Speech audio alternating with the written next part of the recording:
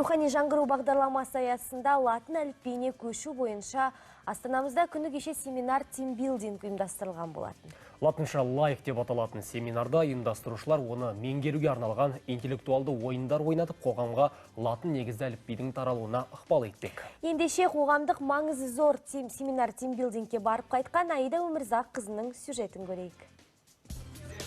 Латын әліпбиін тез әрі оңай меңгеруді мақсат еткен мамандар зиялы қауым мен бақ өкілдерін, сондай-ақ блогерлердің басын қосты. Латынша лайық деген атаумен өткен шарада қатысушылар латын қарпінде жазу бойынша интеллектуалды ойындарға қатысып, сынға түсті. Латын әліпбиі бойынша оқытып жатырмыз. Қазір қоғамның әр саласының қызметке өкілдерін, одан бөлек қала тұрғындарын біз 8 адамды оқытып бастадық. Одан бөлек біз осы алдыңғы айдың басынан бастап 20 латын әліпбиіне арналған бейне сабақтар, видеоурок дейді, соларды түсіріп болдық. Енді сол видеоуроктардың барлығы біз салатын боламыз бүкіл интернет ресурстарға тегін. Кез келген адам жүктеп, өзіне сол бейне сабақ арқылы күнделікті латын әліпбиін үйрене алады. Төртінші билік өкілдері спорттық сайыстарда да өзара бақ сынады. 3 топқа бөлінген тілшілер қауымы бұл жарыстарда да белсенділік танытты. Бүгінгі оқу жаттығулар өте бір керекті, ойлаймын. Бұл тек қана шектелмей руханият, бүкіл басқа мекемелер болсын, жалпы мынау елордамыз Нұр-Сұлтан қаласында, басқа қалаларда, үлкен орталықтарда, мәселен Түркістаннан бастап Ақтауға дейін, Өскеменге дейін, Көкшетауға дейін, сондай үлкен бір өткізу керек оқу шараларын. Ал блогер Алмас Тоқабайдың айтуынша, латын әліпбиін тез санаға сіңіру үшін теориядан гөрі тәжірибе маңыздырақ. Ал ана әліпбиді сен бүйтіп бетіне қарап 10 күн отырғанынан гөрі тәжірибе жүзінде 10 сағат соны істеп көрсең, ол әлде қайда көп пайдасын береді. Сондықтан да бүгінгі шараның негізгі ерекшелігі сол тәжірибенің әрекеттің болғанында деп айтатын едім. Табиғат аясында өткен шара осылайша тартысты өтті. Жиын соңында жеңімпаз командаларға арнайы сертификаттар табысталды. Латын әліпбиін жылда меңгеру мақсатында өткен бұл тренинг жыл сайын дәстүрлі түрде жалғасатын болады. Аида Өмірзақ, арнайы қайырлы таң үшін. Құрметті көрермен, біз хабарымыздармен қарай жалғастырамыз. Жаңа көрсетілген сюжет бойынша студиямызға қонақ келіп отыр. Еркебұлан Ерболатұлы, Нұр-Сұлтан қаласы әкімдігі руханият орталығының идеологиялық жұмыстар жүзеге асыру бөлімінің басшысы. Қош келдіңіз. Рахмет. Қайырлы таң. Сіздерге Көңіл күйіңіз қалай? Тамаша. Керемет, қуаныштымыз сізді көргенімізге. Енді ең алғашқы сұрағымыз, бүгінгі таңда латын әліпбиі қалай насихатталуда? Бұл жалпы елбасы Қазақстан Республикасының тұңғыш президенті Нұрсұлтан Әбішұлы Назарбаев өзінің рухани жаңғыру бағдарламасы аясында жалпы қазақ тілін латын графикасы негізінде көшу жұмыстарын жеделдетуіміз керек. Біз тәуелсіздік алған жылдардан бері қарай бұл іске байыппен қарап дайындалдық дейді. Яғни бұл соңғы бірнеше жылда ғана қолға алынған мәселе емес. Бұл тәуелсіздік алған жылымыздан бері қарай дайындалып, сарапталып келе жатқан мәселе.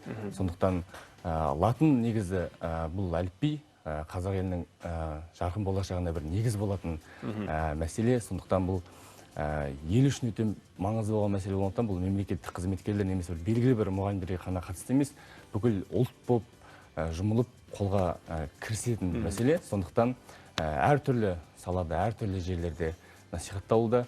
Міне кеше көріп отырғандарыңыздай бір табиғат аясында тамаша бір тренинг өткіздік. Керемет тимбилдинг болыпты.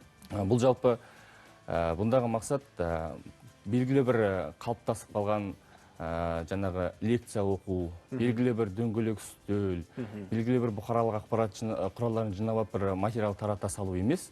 Бұл бір заманға сай, осындай ойнап жүріп те, күліп жүріп те, көңілді керемет деңгейге көтеріп жүріп те, бір маңызды ақпараттарды насихаттаудың бір жолы ғой, әлемдік деңгейге таралған. Сондықтан осыны қолға алдық. Меніңше тамаша шыққан сияқты, себебі 30-дан астам бұқаралық ақпарат құралдарының өкілдері келді. Енді бірдеңе үйреніп қайтты ма? Әрине, бұл жаңағы мақсатымыз жалпы көңіл көтеру емес, латын негізде графиканы насихаттау деп айттық қой. Сондықтан бірінші ашылу салтанаты болды. Одан кейін арнайы ғалымдар осы латын негіздегі біздің жаңа қазақ әліпбиін дәріптеп жүрген арнайы ұстаздар тренинг өткізді.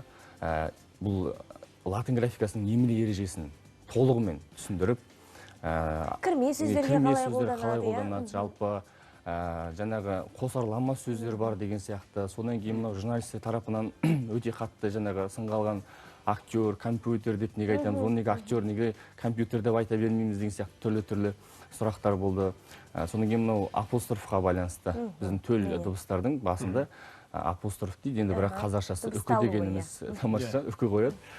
Соны көбірек талқылады. Оның бәріне ұтымды, дұрыс, нақтылы, дәлелді жауаптар берілді. Олар да өздерінің ойларын, ұсыныстарын айтты. Оны бос қалдырған жоқпыз, түртіп алдық. Енді алдағы уақыттарда осы латын графикасына байланысты бір үлкен жиындар болып жатқан кезде, осыны бұқаралық ақпарат құралдарының тарапынан осыншама бір журналистер қауымы ұсынған мәселе деп міндетті түрде билікке көрсететін боламыз. Енді жаңа әріпті меңгеру, яғни қарттарға оқып меңгеру бір қиындауға соғатын сияқты, қиынға соғатын сияқты. Осы жағдайда қалай қарастырып жатсыздар? Бұл және барлық саланы қамтимыз дедік қой. Мынау Нұр Сұлтан қаласының әкімдігі тарапынан латын графикасында оқу, жазу дағдыларын қалыптастыру деген курс ашылды.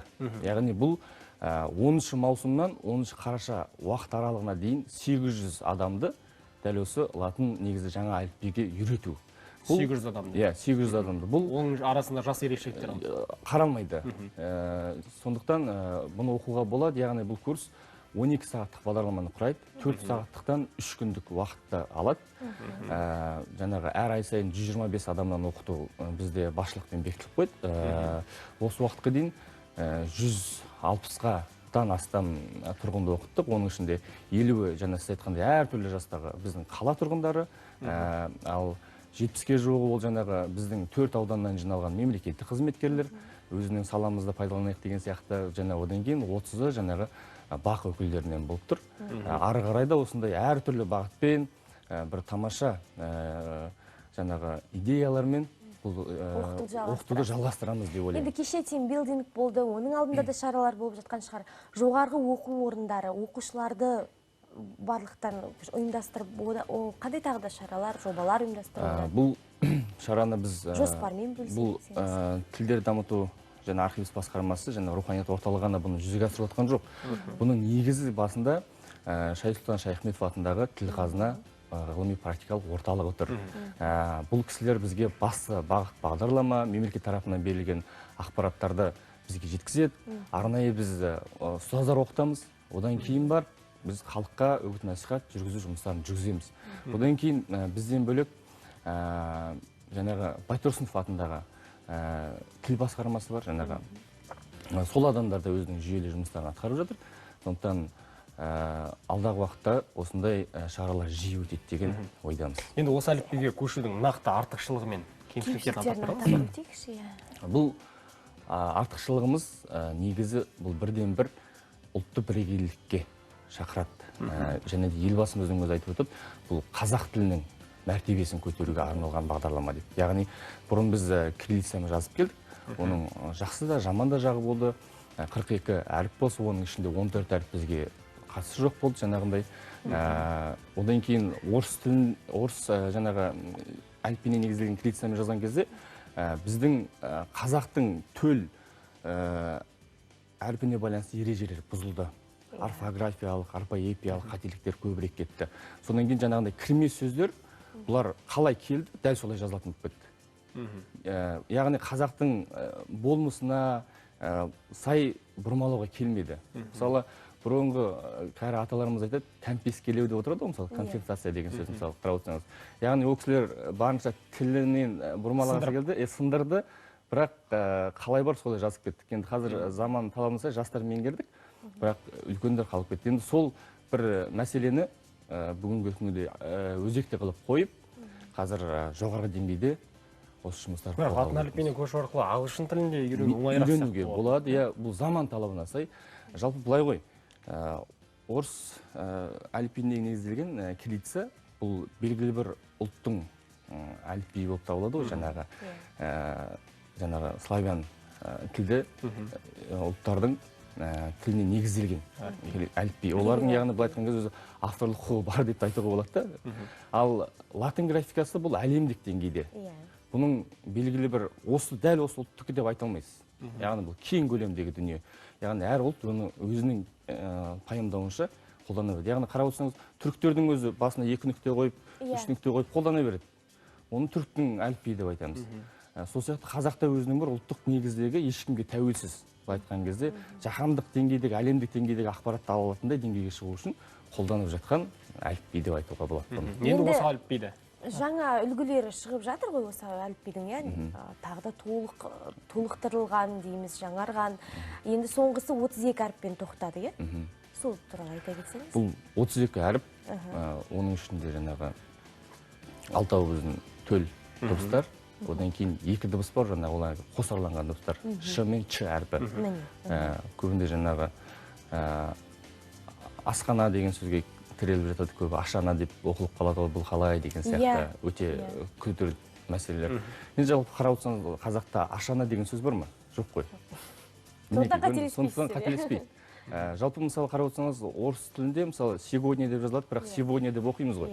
Енді анау мүмкін емес нәрсе сегодняны қалай сіз г-ні в-ға оқисыз деген сияқты. Бірақ оны біздің санамыз сіңіп, оны дағдыланып қазір оқимыз ғой. Ал жаңағы әліпбиде ол әлдеқайда оңайырақ. Оңайырақ. Ол жаңа өзіміздің ұлтымызға тән нәрсе болғандықтан біз оған көндігуіміз керек. Мынау санамызды жаңғыртуымыз керек. Рухани жаңғыру деп неге айтып жатыр? Жастар жылымен байланысты болып тұрғандықтан бұны керісінше жастар қолға алып, осыны жүйелі, қарқынды түрде насихаттау керек деп ойлаймын. Мысалы, жаңа сіз сұрақ қойып жатсыз, үлкен кісілер қалай? Оны қарапайым отбасынан бастайық, әке-шешемізге үйретейік. Меніңше, ол кісілер жаңаруға, жаңа дүниелерге қарсы емес. Тек біз өзіміз баласы ретінде ол кісілерге көңіл беріп кішкене қара жіберіңіз десең, бір қызықты дүние болатын сияқты деп ойлаймын. Енді осы орайда көріп отырған көрерменіміз жазып жіберіпті. Латыншаға көшкен дұрыс шығар. Соны үйренуге аймақтарда нақты мүмкіндіктер ұйымдастырса екен. Әйтпесе бірден үйрене алмаймыз ғой дейді. Аймақтарға қатысты қандай шаралар ұйымдастырып жатсыз? Қандай орталықтарыңыз бар? Біз әзірше бұл руханият орталығы тек қала көлемінде қалып тұр, бірақ Шайсұлтан Шайхметов атындағы жаңа орталық дедім ғой, ең басты. Бұл кісілер қазір тоқтаусыз қызмет етіп жатыр. Яғни әртүрлі өңірлерге барып осы латын графикасының емле ережесін толықтай түсіндіруге байланысты семинар тренингтер жиі өткізіп жатыр. Міне, өйткені аймақтардың өздері сұранып отыр, үйренгіміз келеді, ол әне бізге керек деп. Енді қорытындыласақ, нақты белгілі бір жоспар осы уақыттың аралығында, осы жылдың ішінде біз осынша адамды үйретіп шығамыз деген сияқты. Биылғы жылдың соңына дейін қанша адам? Біздің нақты руханият орталығының жаңағы жоспары бойынша, жаңа мен айтып өткендей, 800 адаммен тіреліп тұрмыз, бірақ келесі жыл көбейтеміз. Келесі жыл дегенде биылда көбейіп қалуы мүмкін. Егер ұсыныстар, сұраныстар болып жатса, жаңағы қарапайым тұрғындар қалай үйренеміз деген сияқты мәселелері болса, 24-90-24 нөміріне біздің мекемеге хабарласса болады. 24-90-24 құрметті көрермендер, егер латын арнайы тіркейміз, арнайы курстар өткіземіз. Енді 3 күн деген аса қатты салмақ түсірмейтін сияқты 4 сағаттан. Сондықтан ұлтымызға байланысты нәрсені үйреніп алса, кейін өзінің баласына да тегін ғой, жалпы үйрету? Тегін қарастырылған. Болды, барып тұрмыз ғой. Студиямызға келіп, осындай маңызды мағлұмат бергеніңізге көп рахмет. Оғашық. Жұмыстарыңызға сәттілік тілейміз. Рахмет. Осындай ұлттық маңыз бар дүниені жалпы халыққа насихаттау жолында үлес қосып жатқандарыңызға рахмет. Шығармашылық табыс тілеймін сіздерге. Тамаша.